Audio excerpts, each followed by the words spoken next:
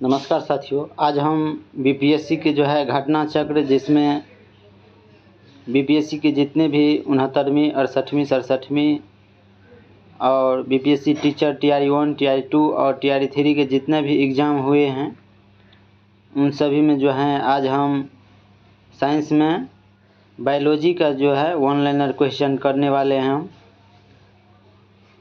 तो चैनल पर नए हैं तो चैनल को सब्सक्राइब और वीडियो को लाइक ज़रूर कीजिएगा।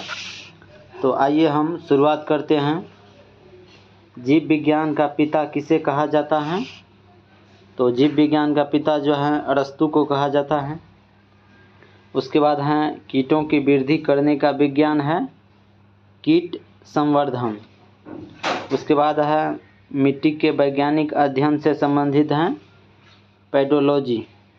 पेडोलॉजी जो है ये मिट्टी के वैज्ञानिक अध्ययन किया जाता है। उसके बाद है मानवीय सौंदर्य शिक्षा से संबंधित विज्ञान है कोलोलॉजी।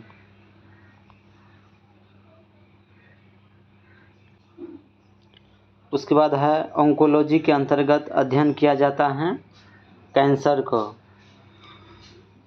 उसके बाद है ऑर्नियोथोलॉजी के अंतर्गत अध्ययन किया जाता है पक्षी का। उसके बाद हड्डियों की पढ़ाई विज्ञान की किस शाखा के अंतर्गत होते हैं? तो ऑस्टियोलॉजी के अंतर्गत जो है हड्डी की पढ़ाई विज्ञान की शाखा के अंतर्गत आते हैं। उसके बाद हम कोशिका और कोशिका की संरचना और विभाजन से संबंधित क्वेश्चन देखेंगे, जैसे कि रक्त में त्रुटिपूर्ण हीमोग्लोबिन दिखता है, ये दांत्र कोशिका अरक्ता के रूप में, जिसे सिकल सेल एनीमिया कहते हैं।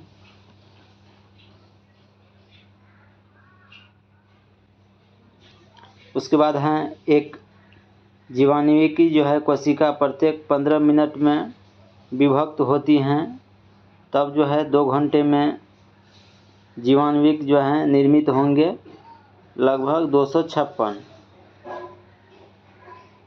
उसके बाद है पौधा एवं पशु कोशिका में अंतर संरचना जो है स्पष्ट रूप से होते हैं।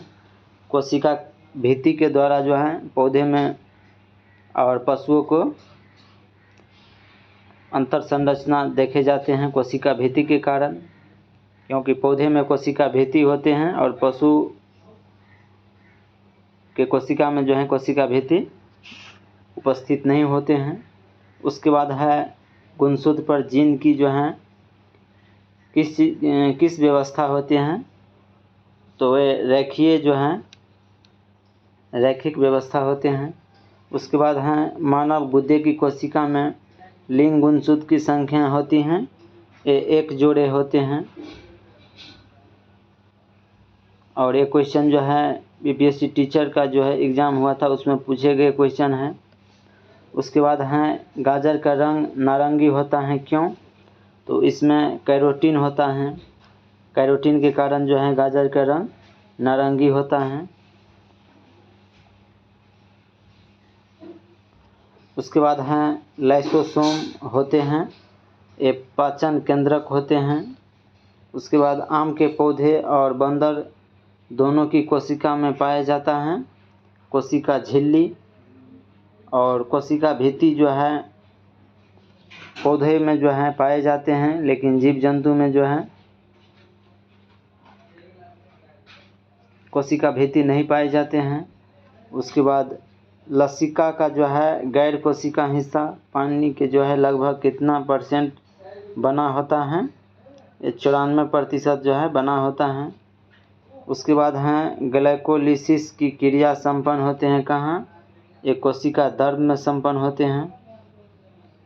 उसके बाद हैं अर्धसूत्री विभाजन में जो है युग्मन सिनेप्सिस जो है द्विसंयोजित गठन होते हैं जैगोटिन के दौरान।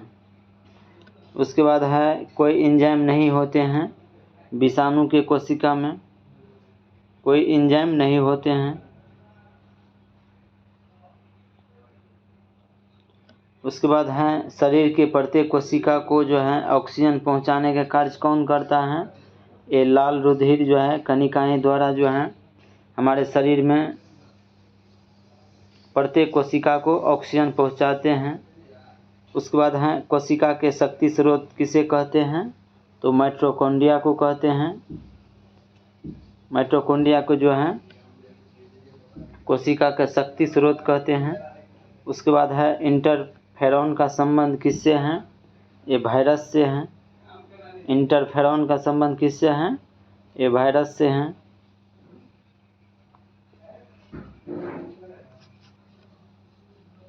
उसके बाद है वह कोशिका घटक जो कोशिका में दाखिला होने वाले जीवाणुओं को नष्ट कर देता है, वो लाइसोसोम है।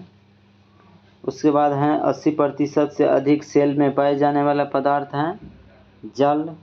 जल जो है हमारे सेल में 80% से अधिक पाए जाते हैं जल। उसके बाद है मानव शरीर में होते हैं लगभग 65 से 70% तक जल होता है। उसके बाद है त्वचा का रंग निर्धारण होता है, ये मेलेनोसाइट नामक एक तत्व होता है, इसी के कारण जो है हमारे त्वचा का रंग निर्धारित होता है।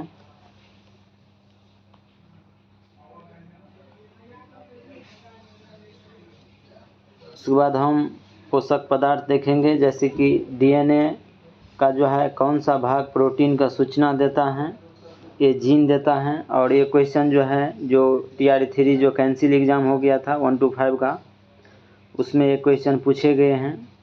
जो डीएनए का कौन सा भाग प्रोटीन को सूचना देता है, ये जीन देते हैं।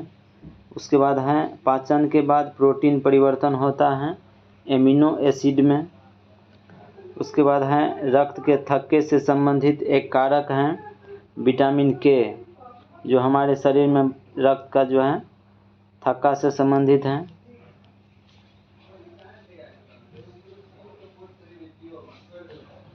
उसके बाद है जैविक सिस्टम में रासायनिक क्रिया की प्रक्रिया को तेज करने में उत्तरदायी पदार्थ कौन सी हैं, ये एंजाइम हैं, जो जैविक सिस्टम में रासायनिक प्रक्रिया को जो है तेज करने के लिए उत्तरदायी माने जाते हैं। उसके बाद है वह वनस्पति खाद्य जिसमें अधिकतम प्रोटीन होते हैं, ये सोयाबीन है, जिसमें सबसे ज़्यादा जो है प्रोटीन पाए जाते हैं। उसके बाद है फलियां अत्यधिक पौष्टिक होते हैं क्योंकि उनमें प्रचुर मात्रा में होते हैं प्रोटीन होते हैं। उसके बाद शाकाहारी भोजन में विपुल मात्रा में पाई जाती हैं सेल्यूलोज शर्करा जो हैं, ये सबसे ज़्यादा पाए जाते हैं। उसके बाद है दाल एक अच्छा स्रोत माना जाता है किस का, तो ये प्रोटीन का जो है सबसे अच्छा स्रोत माना जाता है दाल।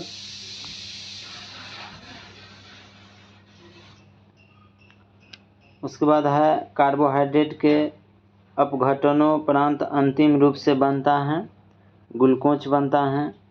उसके बाद है एस्कर्बिक एसिड भी कहा जाता है किस विटामिन को, ये विटामिन सी को जो है एस्कर्बिक एसिड कहा जाता है। और जल में जो विटामिन घुलते हैं वो बी और सी दो ही विटामिन ऐसे हैं जो जल में घुलते हैं। उसके बाद है गेहूं चावल और शहद स्रोत हैं कार्बोहाइड्रेट का। उसके बाद है विटामिन ए का अच्छा स्रोत माना जाता है गाजर का, और विटामिन ए की कमी से रतौंधी हो जाते हैं। उसके बाद है वह एंजाइम जिसकी उपस्थिति में ग्लूकोज या फ्रक्टोज C2H5OH में परिवर्तित हो जाता है, वो जैमेज हैं, जैमेज में हो जाते हैं।